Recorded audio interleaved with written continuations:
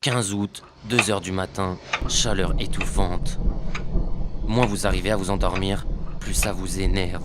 Vous vous tournez pour la 300e fois, pour la 301e fois, vous êtes à bout de nerfs. Quand soudain...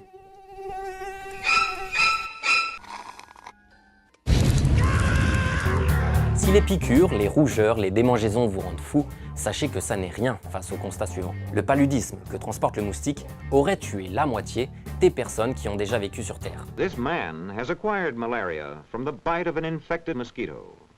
Il faut aussi mentionner les victimes de dengue, fièvre jaune, chikungunya, zika. Au final, une seule créature tue plus d'hommes que l'homme lui-même, le moustique. Alors, y a-t-il une seule raison de ne pas tous les éliminer? En fait, on peut distinguer 4 points positifs à leur existence. D'abord, le rôle du moustique, c'est d'être gobé par les autres. Il nourrit beaucoup de monde, des poissons, des oiseaux, des reptiles, des insectes, et c'est donc en partie sur lui que repose le reste de la chaîne alimentaire. Deuxième chose, vous le savez peut-être, le moustique est d'abord une larve qui se développe dans l'eau.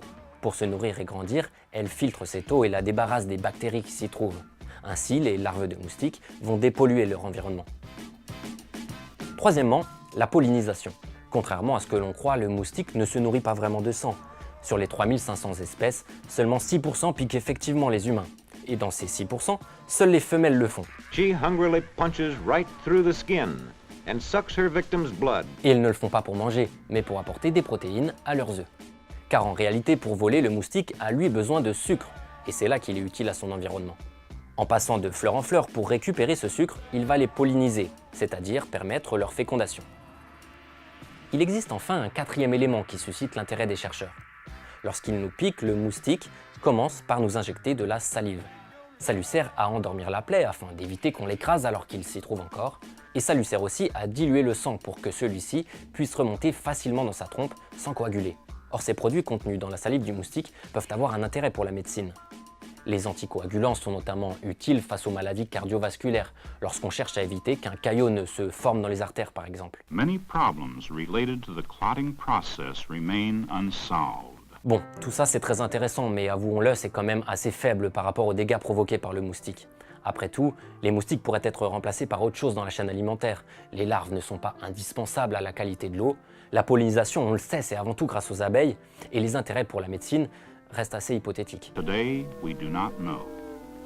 Non, en réalité, les vraies raisons pour lesquelles les moustiques n'ont pas été éradiqués, c'est juste qu'on n'a pas réussi. On ne peut pas l'enlever. Même s'il y a une guerre nucléaire, ceux qui vont résister aux radiations sont les insectes. Parce qu'ils ont un squelette externe, vous voyez, cette carapace autour, et ça résiste à je ne sais plus combien de fois Hiroshima.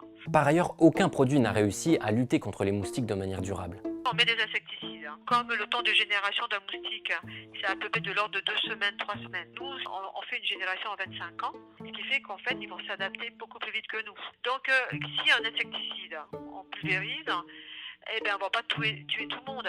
Donc, les individus qui ont résisté à ce traitement vont développer, une génération d'après, une population de moustiques qui vont pouvoir résister à l'insecticide puisque génétiquement, ils ont résisté à la dose létale. Scientists seek new ways to control and destroy them. Une solution envisagée ces dernières années consiste à modifier génétiquement certaines espèces de moustiques dangereuses pour l'homme. Voilà le processus. On relâche dans la nature des moustiques qu'on a rendus résistants, par exemple au paludisme. En s'accouplant avec d'autres moustiques, leur descendance devient elle aussi résistante et donc ne le transmet plus.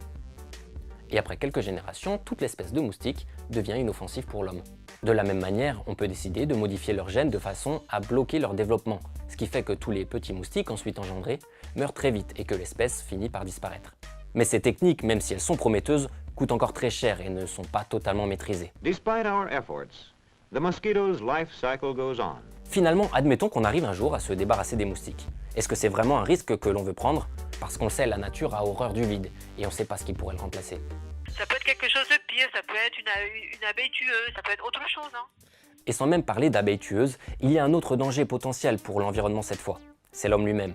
Car en rendant certaines zones inhabitables, comme les forêts tropicales, le moustique a paradoxalement été leur meilleure protection contre nos propres destructions.